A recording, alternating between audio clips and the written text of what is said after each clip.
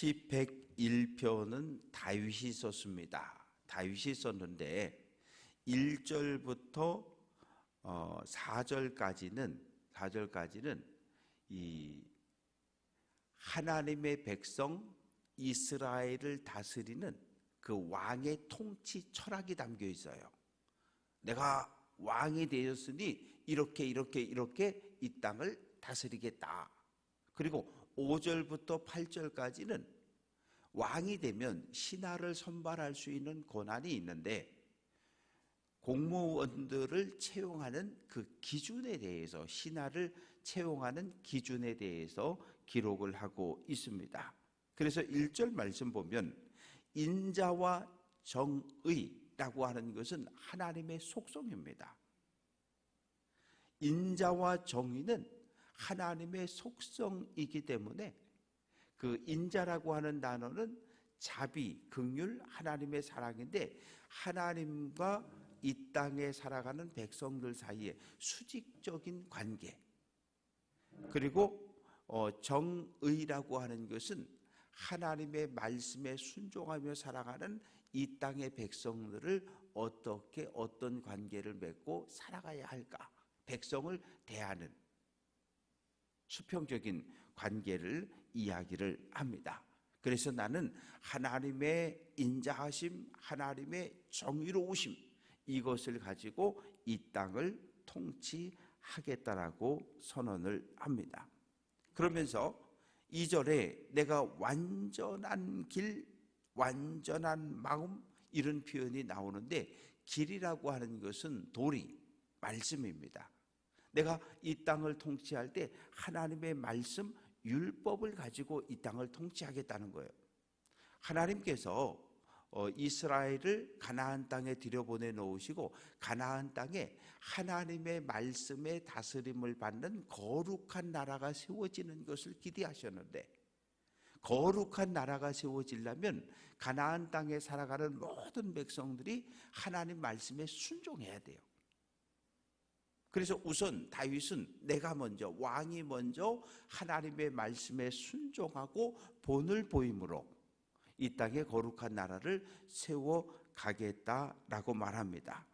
그러면서 3절 말씀 속에서 비천한 것, 배교자, 비천한 것이라고 하는 것은 가치 없는 것, 헛된 것, 이런 의미이고, 배교자라고 하는 것은 진리의 말씀, 즉 하나님의 말씀에서 벗어난 사람들, 이 사람들을 배교자라고 말하는 거예요. 그래서 나는 그들을 미워하겠다. 그러면서 4절 말씀에 사악한 마음, 악한 일, 사악한 마음을 내 안에 두지 않겠다라고 이야기하는데, 사악하다라고 하는 건 역시 율법에서 벗어난 굽어진 마음, 구부러진 마음을 이야기하는 거예요. 하나님의 말씀으로 똑바른 바른 길을 살아가야 되는데 구부러졌어. 이것을 사악한 마음이라고 표현을 합니다. 그래서 1절부터 4절 말씀 속에서는 하나님의 속성인 하나님의 인자하심, 하나님의 정의를 가지고 내가 왕으로 일평생 살아갈 것을, 그리고 5절부터는 관리, 신하들을 선발하는 원칙인데 5절 보면 자기의 이웃을 은근히 헐뜯는 자, 비방하는 자란 얘기예요. 왜? 왕의 마음을 얻으려고. 그냥 왕의 마음을 얻는 방법은 하나님 말씀에 순종하고 왕에게 충성을 하면 되는 건데, 내가 다른 사람보다 높아질 목적으로 다른 사람을 비방하는 것, 헐뜯는 것, 이런 사람 내가 채용하지 않겠다는 거예요. 그리고 눈이 높은 교만한 사람, 마치 자기가 하나님의 자리에 앉아서 모든 사람들을 다 내려다보고 평가하는 듯한 이런 교만한 사람을 내가 내 옆에 두지 아니할 거다. 그러면서 6절에 충성된 자를 살펴서 완전한 길에 행하는 자를 관리로 채용을 하겠다.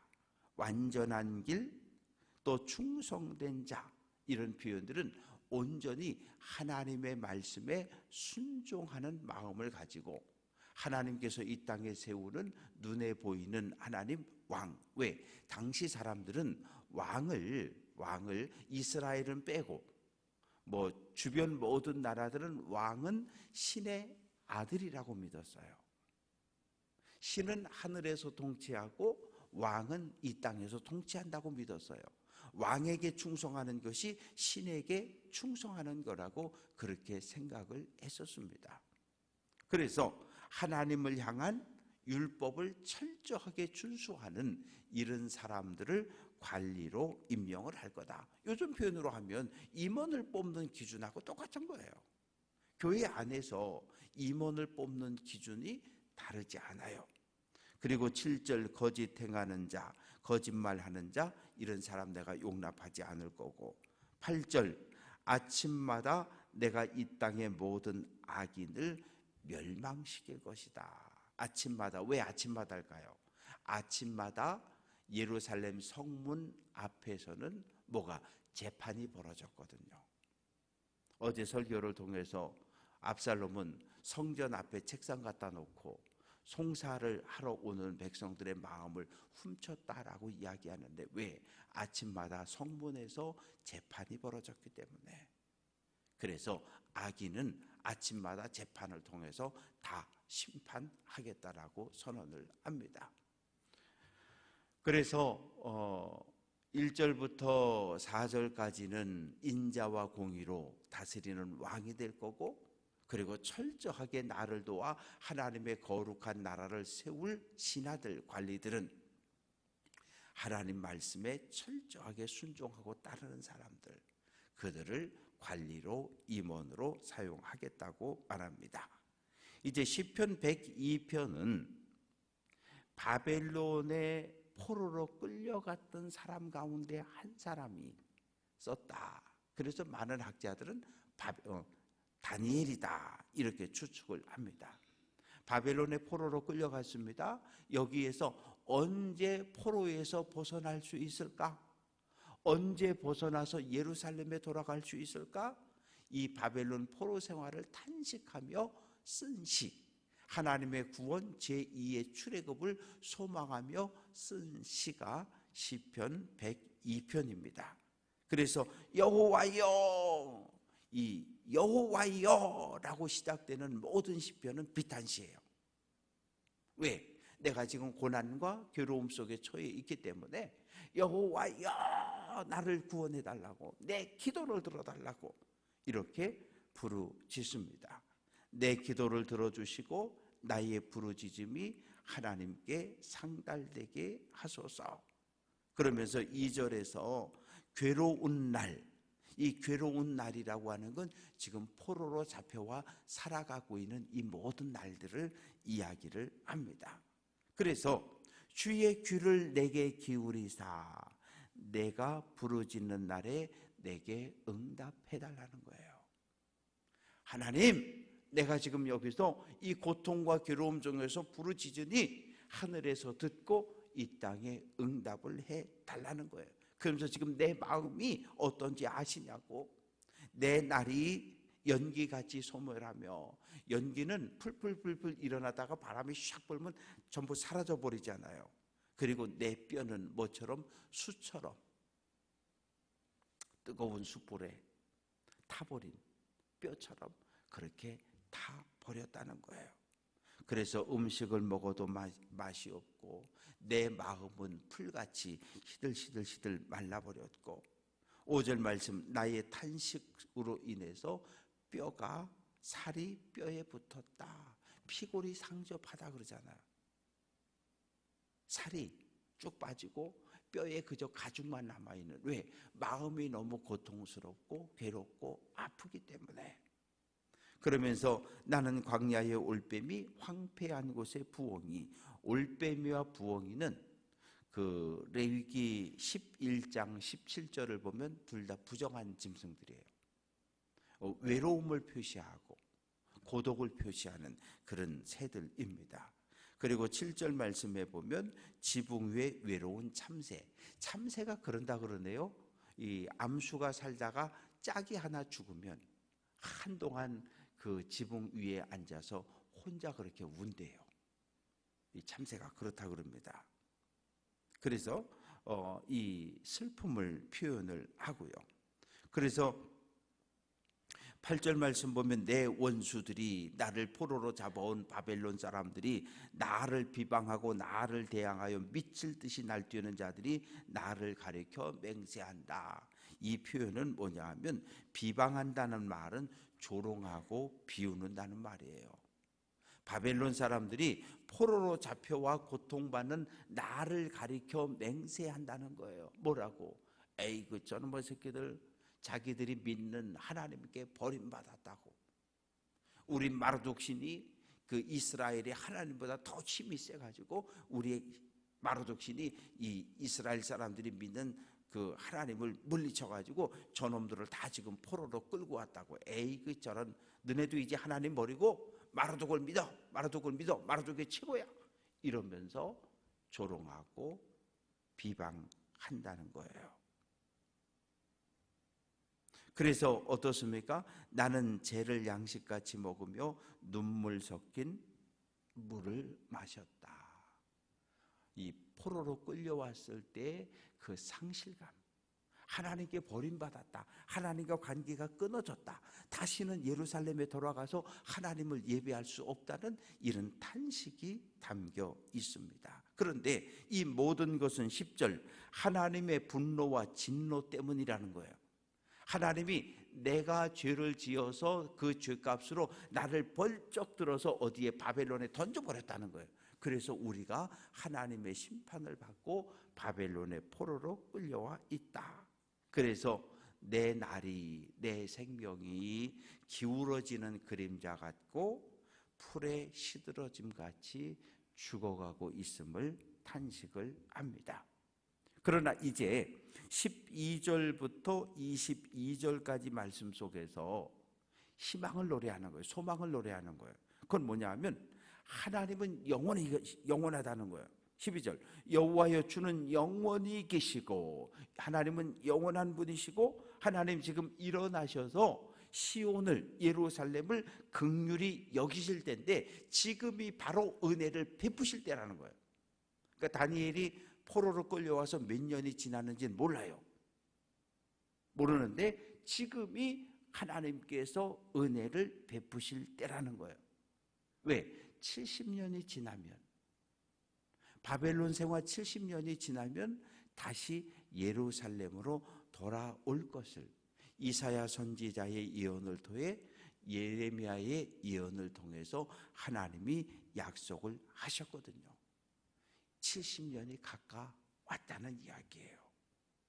그러면 14절 시온의 돌들, 시온의 티끌 뭐예요? 무너져 버린 시온의 예루살렘의 성벽과 성과 왕궁과 성전이 하나님의 은혜를 받고 다시 건축될 거라는 거예요. 그래서 하나님을 향한 예배가 회복이 되어지고, 그러면 전 세계에 흩어져 있던 하나님의 백성이 몰려올 것이고, 뿐만 아니라 주변 모든 나라 왕들도 하나님 앞에 나와 예배할 거라는 거예요.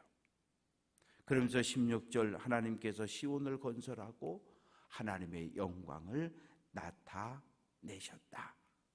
이제 하나님께서 17절 빈궁한 자의 기도를 돌아보시고 그들의 기도를 멸시하지 않는다. 빈궁한 자라고 하는 것은 포로되어 억눌린 삶을 살아가고 있는 이스라엘 백성들을 이야기합니다. 그래서 이제 18절 말씀 보면 이 일이 장래 세대를 위하여 기록되리니 창조함을 받을 백성이 여호와를 찬양한다.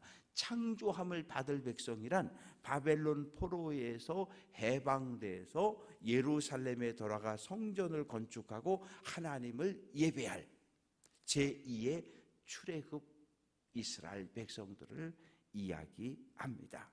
그러면 이스라엘 백성들이 예루살렘 성전을 회복하고 돌아와 예배하면 19절 여호와께서 그의 높은 성소 셋째 하늘 보좌에서 내려다 보시고 하늘에서 이 땅을 살펴보신다. 보신다. 하나님은 20절 갇힌 자의 탄식을 들어주시고 해방시켜 주신다. 왜? 하나님의 이름이 시온에서 예루살렘에서 찬양을 영광을 받으셔야 하기 때문이라. 이렇게 지금은 비록 바벨론 포로에 있지만 때가 차면 돌아올 것이고 성전을 재건할 것이고 다시 하나님을 찬양할 것을 희망하며 노래하고 있습니다. 그러면서 23절부터 28절까지 말씀은 하나님의 보호를 소망하는 거예요. 하나님, 우리가 비록 죄를 짓고 이곳에 포로로 끌려왔지만 우리에게 자비를, 우리에게 긍휼을 베풀어 달라는 거예요. 그러면서 24절 나의 중년에 나를 데려가지 마옵소서. 이 표현은 뭐냐면 하나님께서 나에게 정해준 삶의 연수가 80인데 30, 40 중반에 나를 데려가지 말아달라는 거예요. 하나님의 은혜로 하나님께서 정한 모든 날들을 살아가게 허락해 달라고 호소를 합니다. 그러면서 25절 하나님이 옛적의 땅의 기초, 이 땅을 창조하셨고 하늘도 하나님께서 창조하셨습니다. 그런데 하나님이 창조한 하늘과 땅은 사라질 수 있지만 창조주 하나님은 영원히 계신다는 거예요. 옷은 새 옷을 사서 입고 5년, 10년 지나면 낡아지면 찢어지면 버릴 수 있지만 27절 주는 하나님은 한결같고 하나님의 연대는 영원하신 거라고 이야기합니다. 인간은 연약하고 유한하고 넘어지고 쓰러지고 포로되어 갇히지만 창조주 하나님은 영원하시고 영원하신 하나님이 우리를 보호하시고 우리 자녀손들을 지켜줄 거라고 하는 희망을, 소망을 노래하고 있습니다. 오늘 우리의 기도와 다르지 않아요. 하나님은 창조주이십니다. 하나님은 나를 사랑하시고 우리를 사랑하시고 하나님은 우리 자녀손들을 복 주시기를 원한다고 우리도 매일 기도하잖아요. 그래서 오늘 시편 102편은 바벨론의 포로로 끌려왔던 다니엘이 썼는데 바벨론 포로에서 때가 끝나고 하나님의 심판이 끝나고 예루살렘에 돌아가 성전을 건축하고 하나님을 찬양하고 예배할 것을 소망하며 꿈꾸며 하나님의 돌봄과 보호를 구하는 내용입니다. 바라고 소망하는 것은 오늘 한 날 우리들도 하나님을 창조주로 고백하고 우리에게 하나님의 생명이 허락되어진 것처럼 우리의 자녀손들에게도 생명이 물려가고 하나님 우리를 축복하고 보호하는 것처럼 우리의 자녀손들을 복 주시기를 기도하는 귀한 성도들 될 수 있기를 주님의 이름으로 부탁드립니다.